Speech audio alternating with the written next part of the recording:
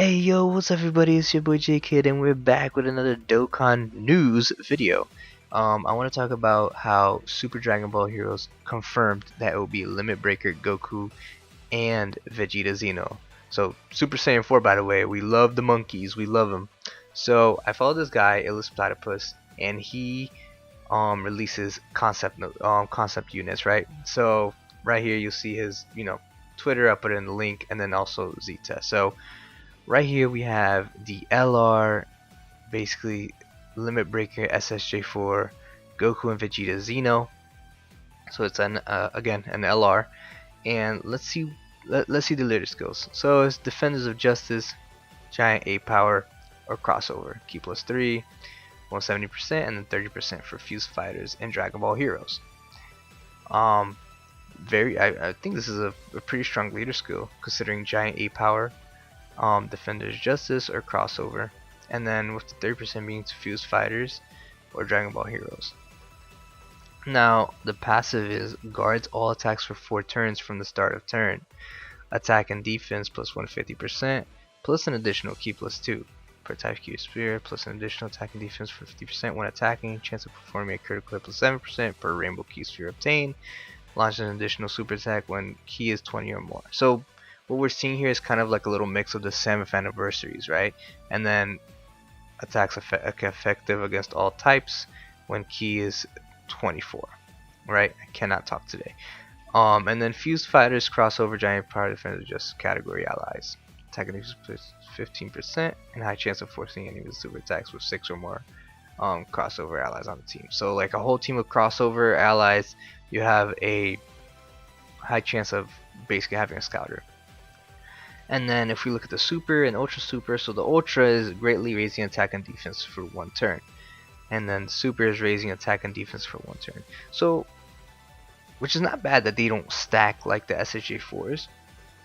Mainly because it doesn't restrict you from what's about to come next, right?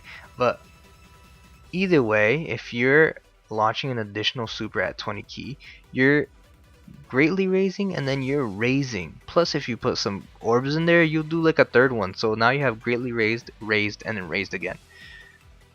Now moving on to the fun part of this LR, which I love, is the special fusion. Performs Patara Fusion and can be activated when HP is 70% or less starting from the 4th turn from the start of battle, right? Once only. So after this is done, if you're below, if you're 70% or below, you can transform. And their link skills are Shocking Speed, Power Bestowed by Gods, Saiyan Roar, Super Saiyan, Kamehameha. Is it Super Saiyan Kamehameha? I'm pretty sure it's Super Saiyan and then Kamehameha. Prepare for Battle, Fierce Battle, and Legendary Power. So great links. Now let's look at the Fused, the Limit Breaker SSJ4 Vegito Xeno. I love it. Same thing with the leader skill. Now the passive gets bulky, so recover 50% of HP, and you change type of keys to rainbow spheres, right? Now we have attack and defense plus 177%, key plus 2 per type key sphere obtained, and then attack and defense 40% when attacking. So, and then Dragon Ball Heroes category allies, damage received minus 5% per rainbow key sphere obtained.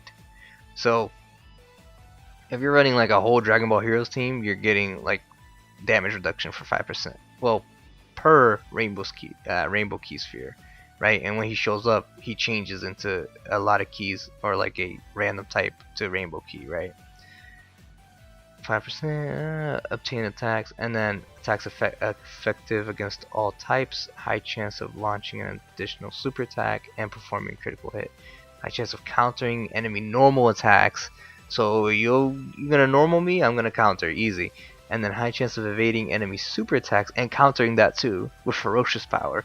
And then Fused Fighters, grade 8 crossover and Defenders of Justice, K plus 1, attack and defense 15%. Foresees enemy super attack when there's 6 or more crossover, so a little bit of the first passive in here, right? But now, after 10 attacks have been performed after fusing, right?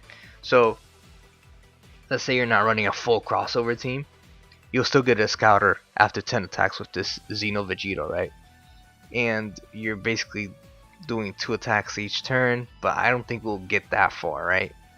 Um, Alright, let's keep going. And then guard all attacks with an ally in the same turn who is on both grade 8 power and either fused fighters or crossover. So if they have grade 8 power or fused fighters, you're guarding all attacks. Put them in slot 1, get your SSJ4 LRs in there, and just go in. Now their ultra and their super attack are right. So for the ultra super attack, you're massively raising attack and defense, and then your super is greatly raising attack and defense. So you know, this guy is just super crazy with defense. I love it, right? Because you're massively raising attack and defense, and then you're greatly raising if you do a super attack, which is gonna happen. And then the ultra attack also raises the ally's chance to perform a critical by 7% for 1 turn. So this guy supers, or ultra supers, then supers, and maybe you'll get a cheeky little third one in there. And then we got the SSJ4s, who will have an additional 7% of critting, plus on what they already have, plus attacks effective against all types for them. So it's just like, I love it. I love it a lot. And what I wanted to say is, like, I like that it doesn't stack, because a lot of times when we run the SSJ4s or the God Boys, we want to stack that attack and defense before we fuse. These guys are like 4th turn, boom, you want to transform us, go for a fuse, no problem. It kind of makes us not want to, maybe I want to go extra turn or extra turn or extra turn, and so on, because when they fuse they become even better. To be honest with you, I love it. I love this concept. I love it a lot. Shout out to Illus Platypus. I love their concepts. I see a lot of them on my timeline. It's awesome. So next one I want to talk about is the SSJ4 Gogeta. My friend who does the easy A's made an easy A for this guy. So we're greatly raising attack. This is the normal card, and then 200% key +4, and then attacks effective against all types for 8 turns from the start of turn, and then a high chance of it being from the ninth turn or over, right? Now let's look at the easy A concept. From here it's all the same. What changes is the passive. I really like it. So now we're getting 244, right? Attacking these 44, and then additional attack and defense, attacks effective against all types, and this is, I love this, reduces damage received by 44% for 8 turns from the start of turn. Right here, 44%. I love it. I love it. Pan gets 50%, by the way, for being in the slot 1. But before she supers, she gets 50. After, she doesn't. Now this guy is just getting flat 44 before and after supering, and then not only that, his attacks are effective against all types, right? For 8 turns, which is like amazing. And high chance of attacks being effective against all types. And it's a high, and you don't lose it. You just have a high chance of receiving 44 from the 9th onward. And then we have the high chance of evading, right? Which has always been there. I like this passive revamp a lot. And honestly, a lot of times when you're getting to the 9th turn, you're finishing the red zone, if we're being completely honest. And I love it. I love it. I love this EZA. It's just really, really cool. I love it so much. I just wanted to talk about it because with this concept, with the limit breakers coming out, and then this cool ass concept, when I saw this, I'm like, dude, I have to review it. I even commented saying that I'll review it. But this thing is, I love this LR. If this were to come true, even if it came true as a TUR, I would love it, man. This thing would be dangerous, man, and it will give the monkey team that boost that they need, honestly. And then if this random EZA were to come out too, it's over. Forget movie heroes, bro. It's all about the monkey power, man. So with that out of the way, let's talk about these guys. It'll be kind of short and sweet. We all know these guys are coming in like 3 days. Well, 2 basically, because by the time I drop this, it'll be the next day. But 2 days, these guys will come, right? We see them in JP. We see how strong they are. We see the videos. You know, this guy is a tank. This guy is power hungry, and like the way that I like how they made these units, it gives you options to put potential orbs or the hidden potential system in other places like evade and additional instead of putting crit, especially with him. And then same thing with him, you could put additional and then crit or even evade, because this guy is just a tank. Now, talking about these guys, this banner is not really like, it's not really that good of a banner, right? I mean, we all know our boy Tech Gohan. He's a beast. We love Tech Gohan, you know, but we don't want to be like Diddy Sauce and pulling 11 of these guys, right? It's no way. Tech androids are you know, they're a pretty cool unit to pull. I don't really have words on Piccolo, but I'm sure my friend will love to try and pull this guy. But you know, Tech Gohan is the GOAT, and we're mainly trying to pull these guys. Now the thing is, they're featured units, both of them. So let's say you get a Goku Black Rift, yeah, that's gonna guarantee you 1 or maybe 2 if you're lucky, right? Zeno, same thing, guarantee you him or both. You never know. You'll probably come out of like with 12 of these and like 2 of these, right?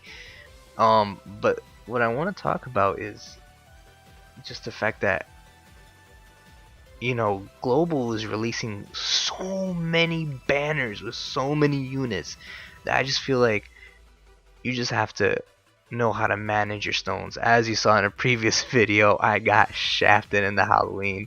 I should have just done the 40, because the 40, I think the 40 guarantees you like a SSR for sure. So that Halloween banner is definitely a trap for sure, because then we have these guys coming, well, when that video was made a week later.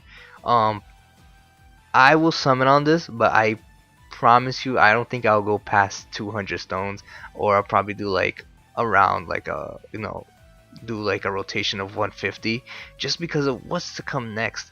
You know, we have the Super Dragon Ball Heroes, and then we cannot forget we have Vegeta Trunks on the way, and then we have Christmas time, and then we have the New Year Step Up banner, and then we have the, you know, the New Year whatchamacallit, I think the New Year Step Up banner, and then we have many more. We have the Tanabata, which gives us the SSJ4s and the gods to buy with red coins, but there's just so much coming.